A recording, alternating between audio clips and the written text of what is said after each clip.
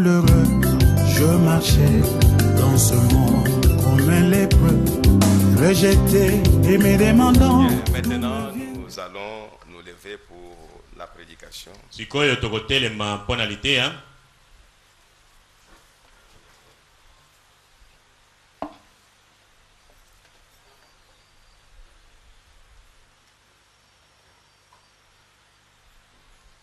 Est-ce que vous aimez la parole de Dieu? Vous aimez aussi le Seigneur Jésus-Christ? Est-ce que vous aimez le prophète? Ou je veux dire, est-ce que vous croyez au prophète? Ça dit tout ce que le prophète dira, vous dites Amen. Même si c'est dur n'importe comment. Parce que c'est le prophète qui a dit ça. Nous disons Amen à cela.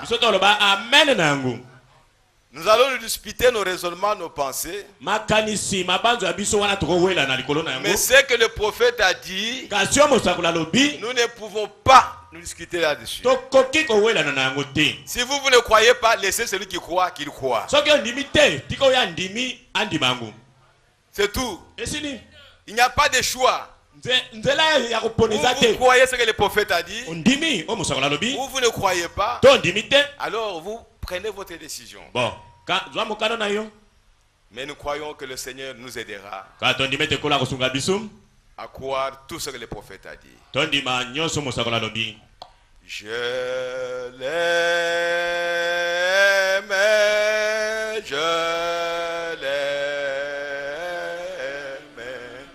parce qu'il m'aima le premier. Et à qui mon sang. Alléluia. Oh, gloire à Jésus. Sur le bois du Calvaire. Oh, je l'aimais. Alléluia. Merci Seigneur Jésus-Christ notre Dieu. Parce qu'il m'aima le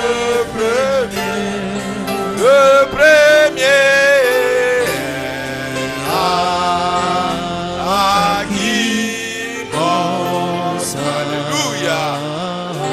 Gloire à Jésus. Sur le bois du Calvaire. Dieu notre Père Céleste, Dieu tout-puissant, Dieu béni éternellement, que ton nom soit glorifié à jamais, Seigneur. Car c'est le seul nom qui nous a été donné pour nous sauver, Seigneur. C'est le seul nom qui est au-dessus de tout nom, qui peut être nommé dans ce monde, dans le siècle passé, dans le siècle présent et dans le siècle à venir. Il n'y a pas un autre nom. C'est le seul nom que nous connaissons. Le nom de Jésus-Christ.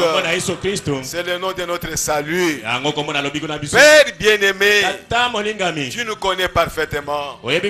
Tu connais chacun de nous tel que nous sommes ici. Personne ne peut te tromper, Père bien-aimé. Tu connais ce qui manque à chacun de nous, Seigneur. Tu connais ce que chacun peut enlever de son cœur ce matin. Descends et parle-nous, Seigneur notre Dieu. Nous comptons sur toi, Seigneur notre Dieu. Nous nous attendons à toi, Père, car tu es celui qui change le cœur des gens, Seigneur. Tu es celui qui remplit les gens de ton esprit, Seigneur. Descends ce matin, Père bien-aimé, et marche au milieu de nous, Seigneur. Parle-nous, Père bien-aimé, pour que nous soyons changés, pour que nous connaissions ta volonté, Seigneur, afin que nous puissions marcher en nouveauté de vie. Père bien-aimé, où est toute l'église, oh Dieu? Où est l'interprète? Où est le prédicateur? Ôte-moi du chemin, Seigneur. Viens parler à tes enfants. Oh, le roi des rois, le Seigneur des seigneurs, dirige-nous ce matin, Père. Tiens-nous par la main, Père bien-aimé, et conduis-nous sur ce chemin de la parole. Nous croyons que tu le feras, Père bien-aimé. Où est la parole que nous allons lire? Oh Père, prépare le cœur de chacun pour que nous puissions recevoir cette parole. Par cette parole, il y a la vie de Dieu. Merci Seigneur Jésus. Nous croyons que tu le feras, Père bien-aimé, car nous avons demandé cela au nom de Jésus-Christ. Amen. Amen. Bien, nous allons lire quelques portions de la parole.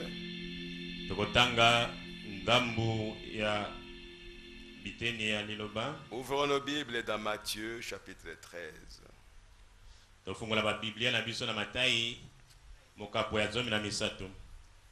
Matthieu 13, verset 24 à 30.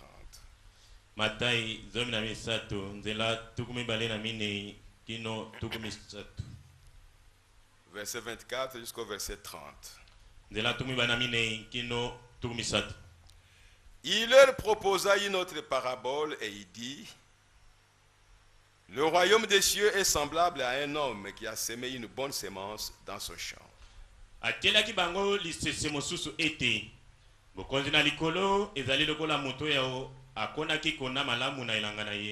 Mais pendant que les gens dormaient, son ennemi vint, sema des livrets parmi le blé et s'en alla.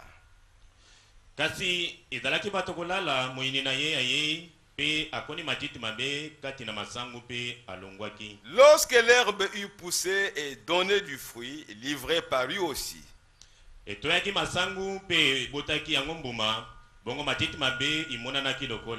Les serviteurs du maître de la maison vinrent lui dire: Seigneur, n'as-tu pas semé une bonne sémence dans ton champ? D'où vient donc qu'il y a de l'ivraie?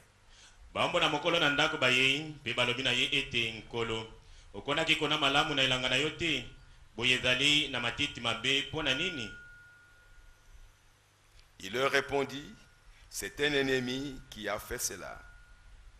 Et les serviteurs lui dirent: veux-tu que nous allions l'arracher?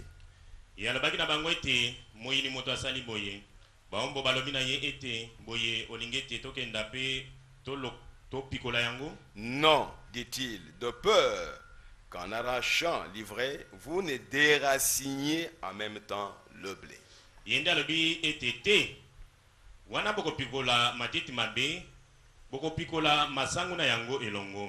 Laissez croître ensemble l'un et l'autre jusqu'à la moisson.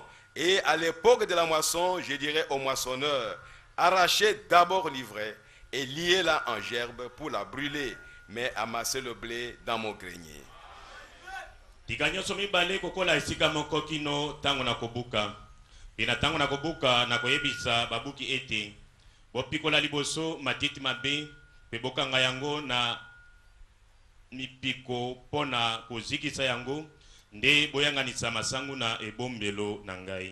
Allons dans Jean chapitre 15.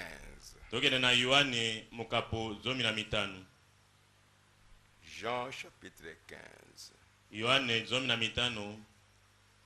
Verset 1 à 2. Je suis le vrai cep et mon père est le vigneron.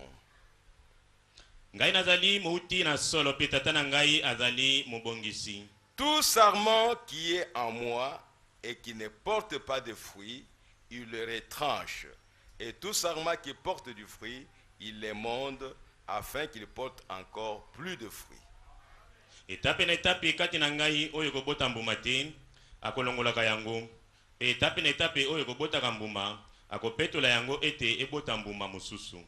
Je suis maintenant dans Jérémie chapitre 2,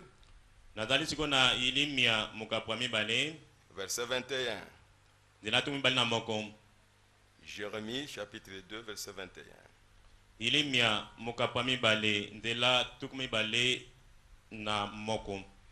Je t'avais planté comme une vigne excellente et du meilleur plan.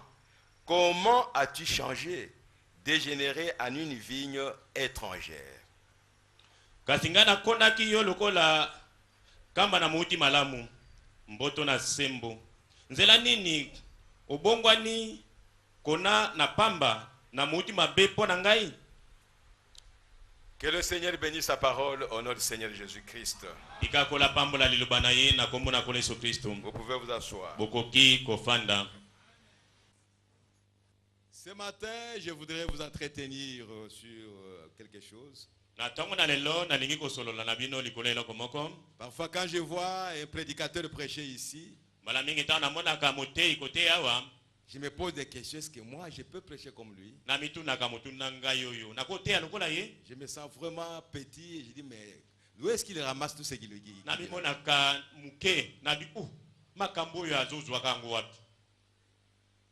Mais nous croyons que quand nous venons ici, nous nous attendons au Saint-Esprit.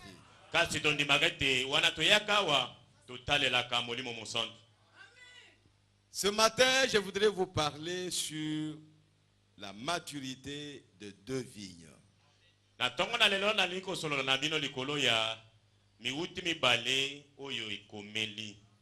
Peut-être qu'il y aura un peu de choses difficiles, dures.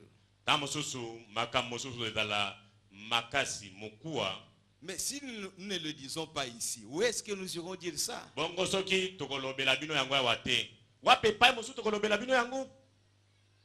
Ça se trouve dans les brochures.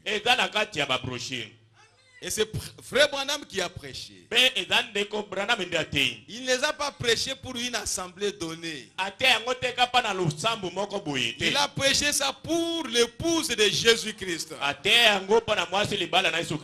Alors, n'allez pas dire, mais pourquoi est-ce qu'il prêche ça ici, mais notre église, et ainsi de suite. Non. Nous prêchons à l'épouse de Jésus-Christ.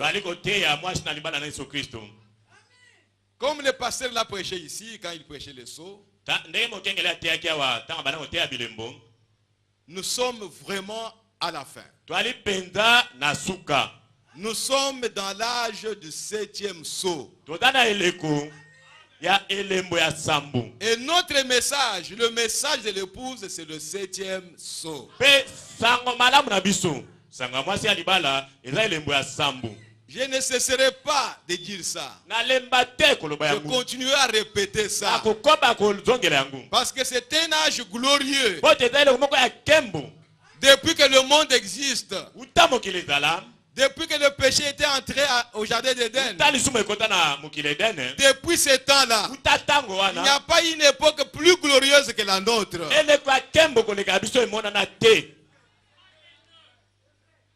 Frère Branham nous a révélé que Dieu avait remis un livre à ses enfants. À Adam et Ève. Et ce livre, c'est le plan de la rédemption de Dieu. Tout ce qui concernait l'homme, les droits de l'homme, ses pouvoirs à lui, sa puissance, tout ce qui le concernait pour vivre, cela se trouvait dans ce livre-là. Et quand le diable s'est glissé dans le jardin d'Éden, son objectif était d'aller ravir ce livre-là. Parce qu'il voulait être comme Dieu. En dehors de Dieu, la personne qui pouvait être comme Dieu, c'est la personne qui avait ce livre-là. Alléluia. Parce qu'il a été créé à l'image de Dieu. Alors comme Satan a été chassé du haut du ciel, on l'a précipité sur la terre. Alors son but qu'il poursuivait, c'est pour détruire l'œuvre de Dieu.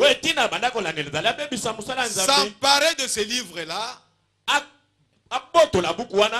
Comme ça, il pouvait vivre comme Dieu. Mais Dieu est très intelligent. Il connaissait ce programme-là. Et il attendait ce moment-là. Dès qu'il a vu que le diable a réussi avec sa mission,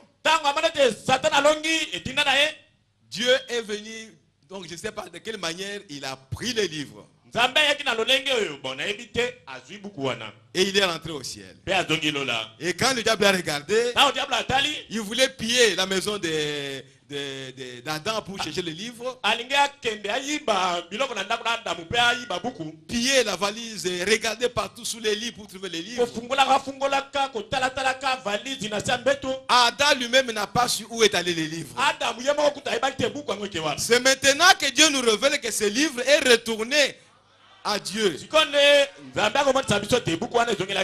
C'est dans ce livre-là où Moïse pouvait recevoir la révélation. Ou plutôt où Dieu pouvait regarder dans les livres pour lui montrer comment le monde a été créé.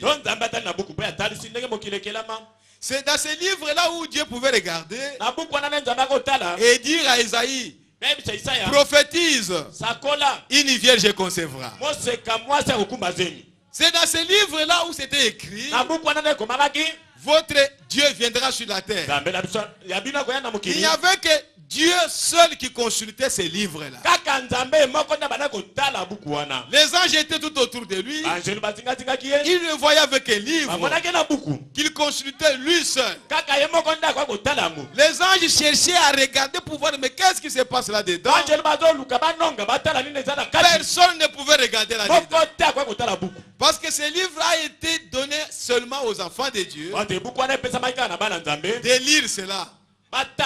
Comme les enfants de Dieu se sont rebellés, alors il n'y avait que Dieu seul qui pouvait lire ça. Pendant tous les âges, toutes les époques, la Bible dit que les prophètes, tous les hommes ont cherché, ont fait des recherches pour essayer de comprendre.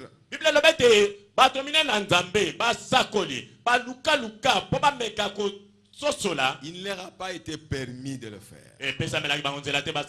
Parce qu'ils ne pouvaient pas arriver à la perfection sans nous. C'est-à-dire connaître ce qui est dans ce livre-là,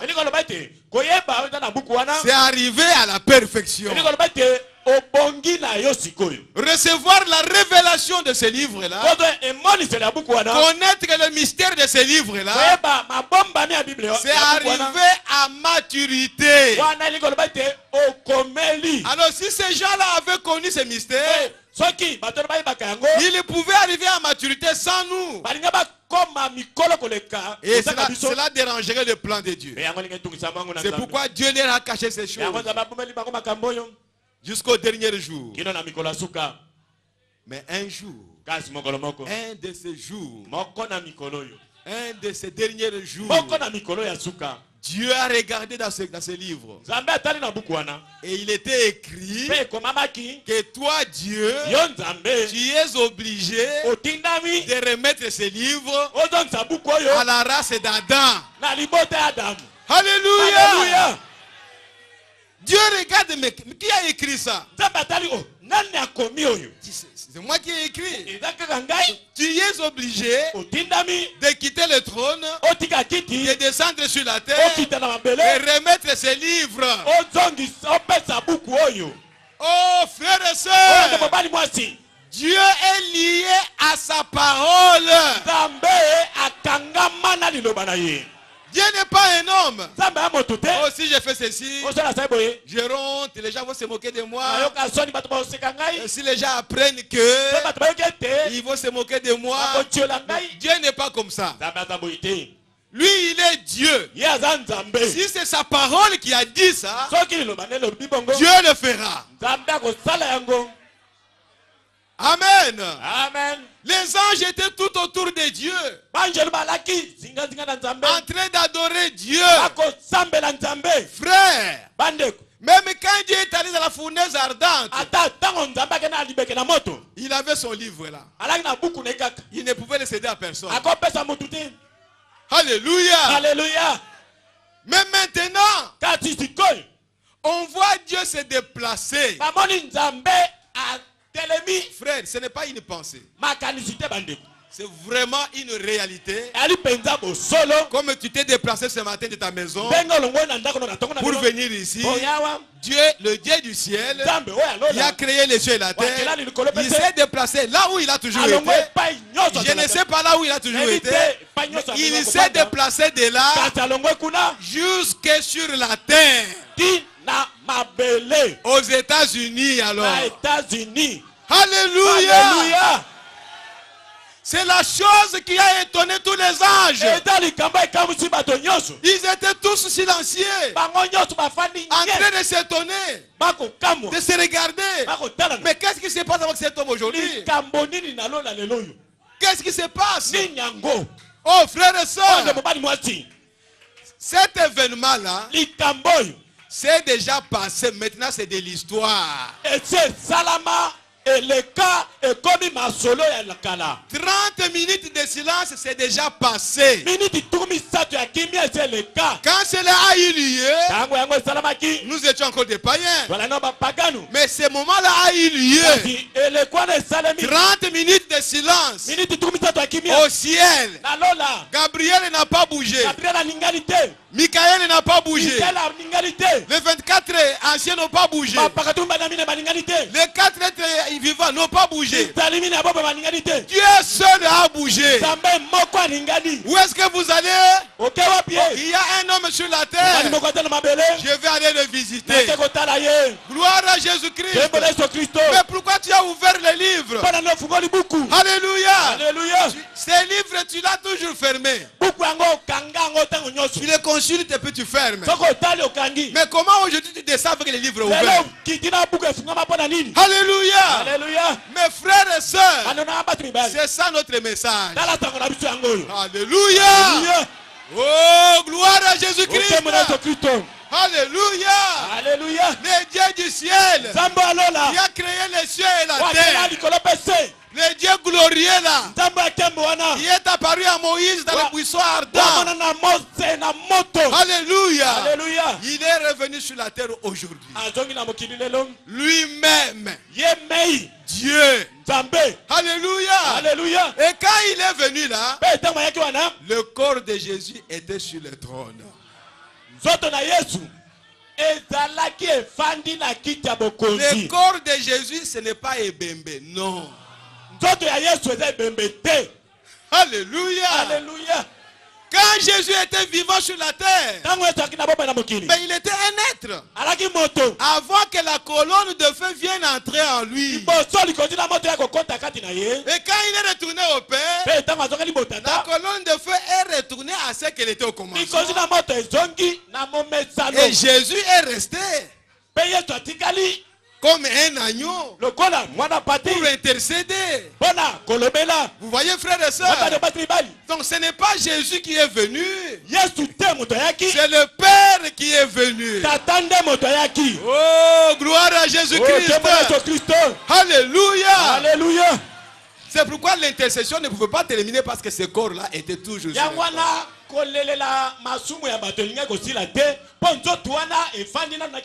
Mes frères et sœurs, ces choses se sont passées réellement sur la terre. William Branham était sur la terre quand cet ange est venu et il a rencontré. Mes frères, le Dieu du ciel venir enseigner à un homme, lui a déjà écrit. Et il lui dit non, efface ça. Mes frères, je ne sais pas comment est-ce que vous pensez. Je ne vois pas comment vous pouvez encore regarder au monde. Comment? Je ne sais pas. Qu'est-ce qu'il y a encore au monde? Quand le Dieu du ciel vous a prouvé qu'il est vivant et qu'il est réel et qu'il vient bientôt pour vous chercher, qu'est-ce que vous regardez encore au monde? La femme de l'autre. Oh mes frères et sœurs, nous sommes en train de parler de la maturité de 2 vignes. Et frère Branham me dit, le 7e saut, ça met fin à toute chose. Tu étais bébé, tu grandis, tu arrives là-bas, c'est la fin. Tu as planté le maïs, ça se développe jusqu'à ce que ça arrive à maturité. Tous les esprits, toutes les semences qui ont commencé à Genèse, aujourd'hui ça doit arriver à maturité.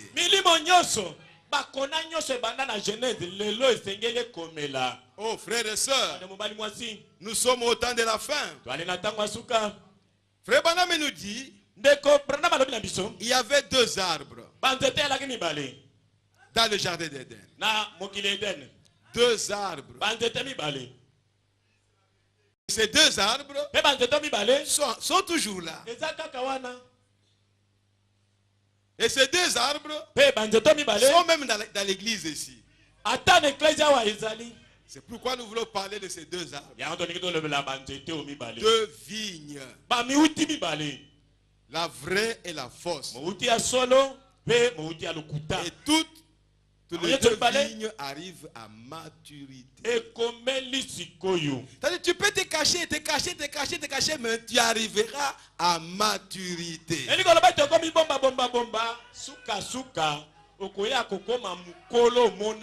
Tu peux faire l'hypocrisie et que tu es bien, mais ta nature arrivera à maturité. Et